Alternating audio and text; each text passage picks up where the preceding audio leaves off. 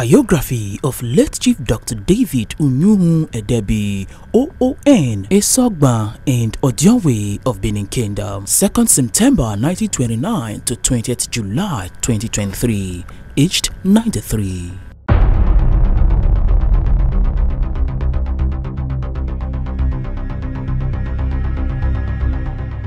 Chief Dr. David Unuhu Edebiri, OON, was born in Benin City in 1929. He is a direct offspring of Chief Osawe Edebiri, the late Esama of Benin.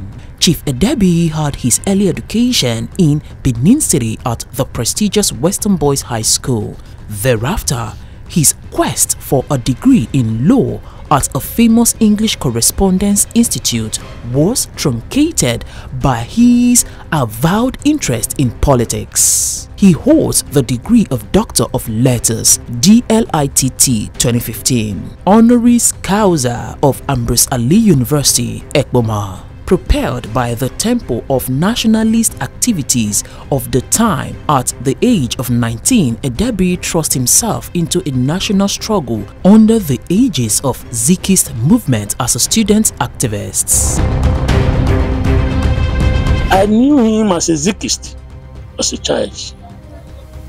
Then briefly, he formed a party at that time they called MDF, Midwest Democratic Front. But he's one man that is forthright. I was a member, in fact, a leader of the Zikist movement. The Zikist movement were young persons immediately after the end of the Second World War who were in the forefront of the struggles for Nigeria's independence.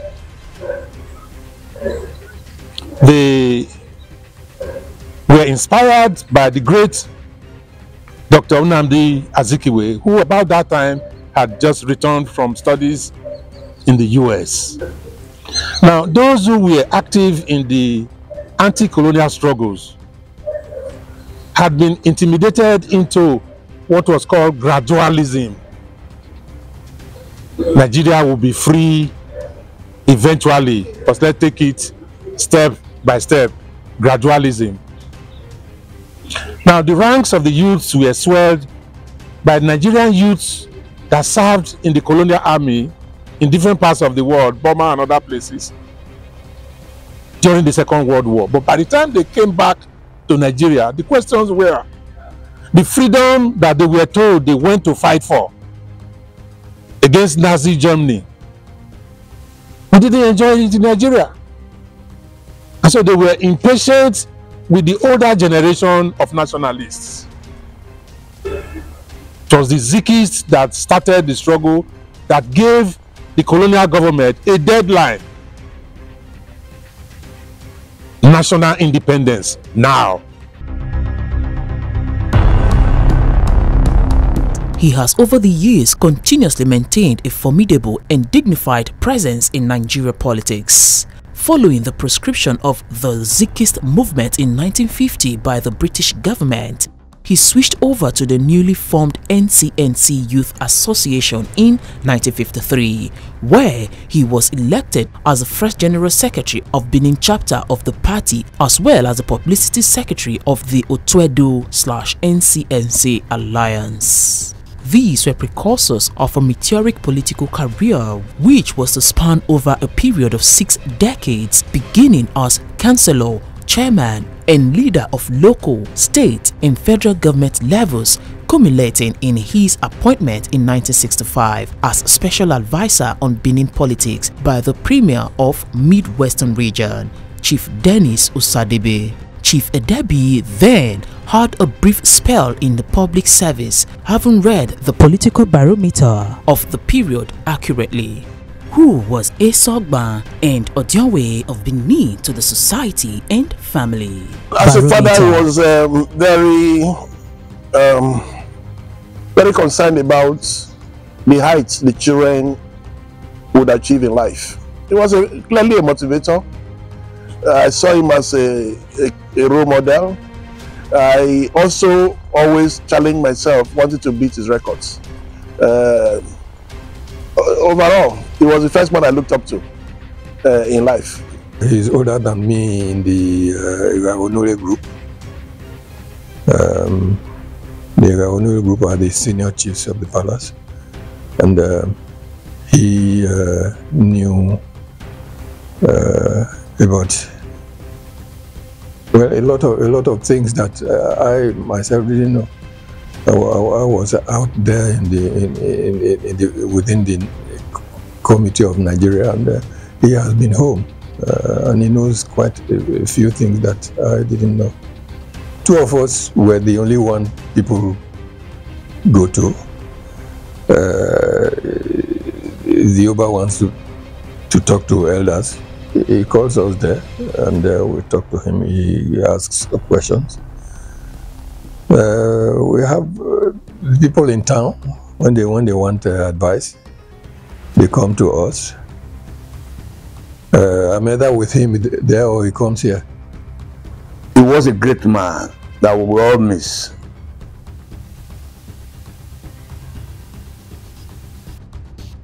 Until you get close to him,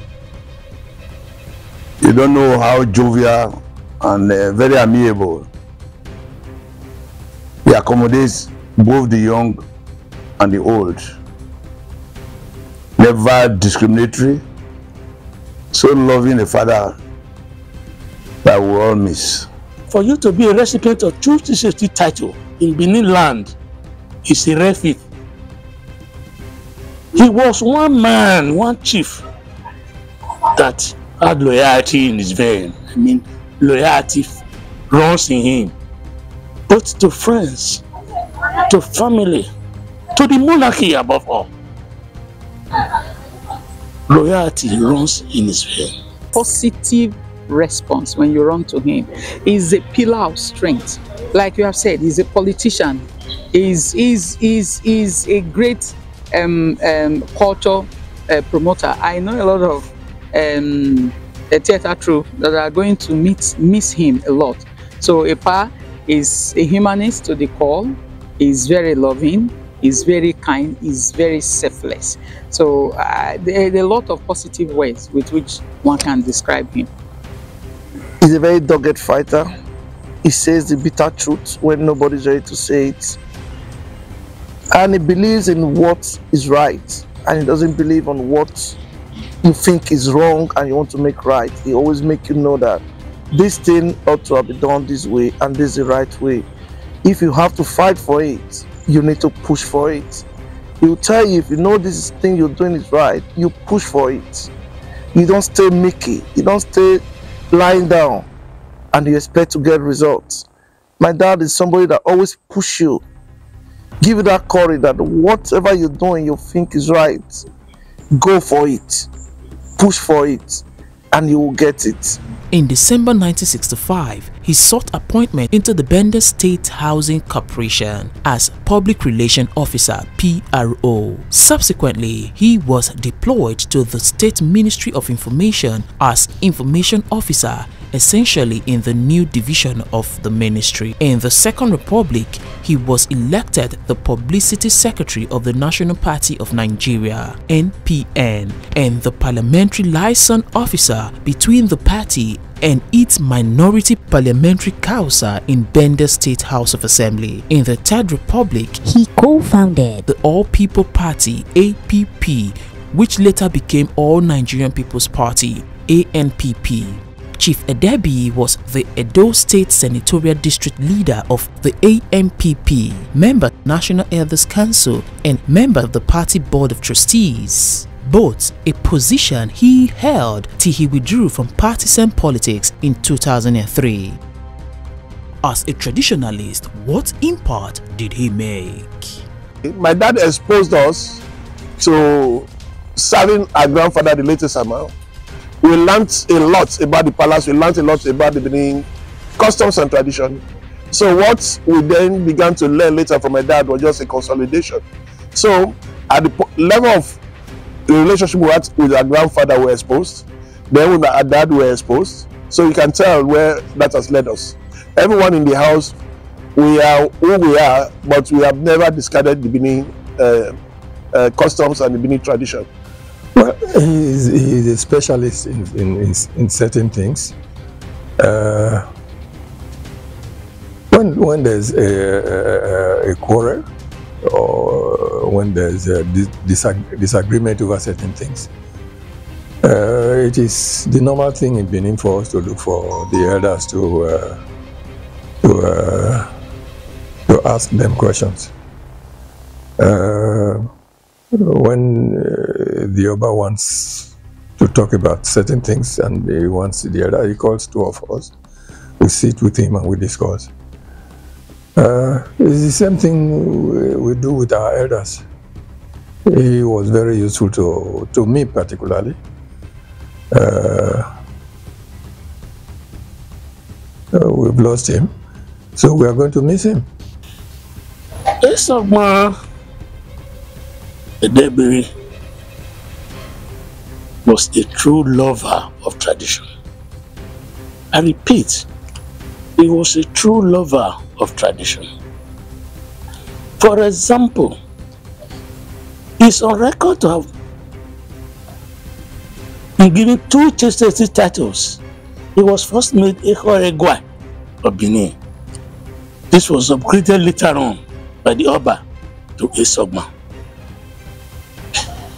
He was a chief that bore no ill towards anybody. Esogma Edebiri, you will never see him in intricacies of land sales, intricacies of trying to change tradition for pecuniary gifts. Never a time there was any news that Esogma sold land or used his position to acquire wealth. Look at his palace. His palace was accessible. It was just such an inspiration. And to think that throughout his life, he remained consistent. Even when he accepted chieftaincy titles from the palace of the Benin, of the Oba of Benin. He remained consistent. He was a humanist, and he was an ambassador for truth and for justice. You know, he always sided with the poor and the victims. So for me, it was just a natural attraction, and that was the reason why I spent a lot of time learning from him.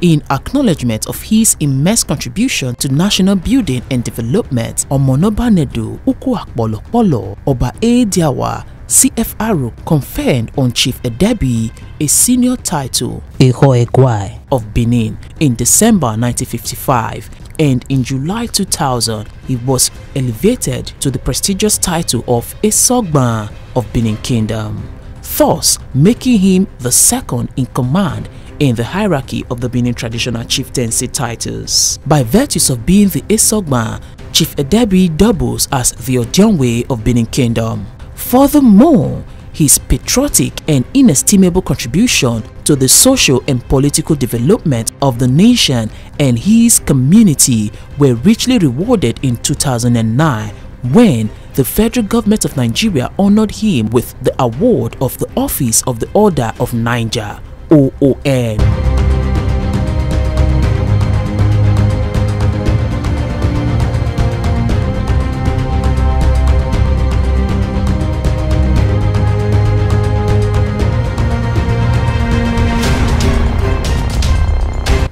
Chief David Edebiri is a bona fide member of Benin Traditional Council, the Edo State Council of Traditional Rulers and Chiefs, and the Souths. South Monarch Forum. He is the chairman of the prestigious Benin Forum, the apex organization of all Beninese at home and in the diaspora. He is a prolific writer and author of 8 titles on Benin and Nigerian political history, which adorn libraries and museums within Nigeria, West Europe, and United States of America. My dad has always been a writer as a journalist.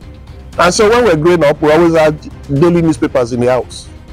All kinds of newspapers. So we started to read very early in life and all of that. Today I've written 10 books. My dad wrote 11 books. So that tells you where I got that from.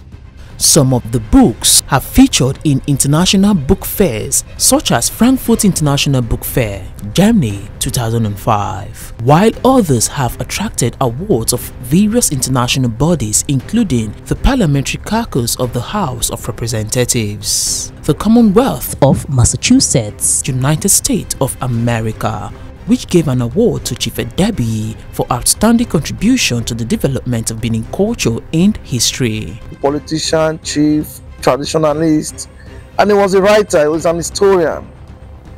My dad can remind you of what happened in 1956, and if there was a song to that event, he would also sing the song. I mean, to that extent, he would say this song was a song I was sung when this event happened in 1956, 1957. Epa is a writer, Epa is a politician, just name it. And Epa writes like every now and then, and I'm sure if the children look at his desk now that he has passed on, I won't be surprised that there will be 1 or 2 book he was already planning to be published and to be launched. So EPA can be looked at from different perspectives. Outside politics, the radical nationalist is a most resilient crusader for cultural rejuvenation and social ethnic rebirth. He loves culture a lot, and he has a lot that I think he has taken with him. In February 1966, he founded Adesukumu Union, a philanthropic organization dedicated to the care and welfare of centenarians and the organization of cultural festivals. The social aim of the union also organized women football. This initiative is generally believed to be the forerunner and impetus for the development of women football in Nigeria.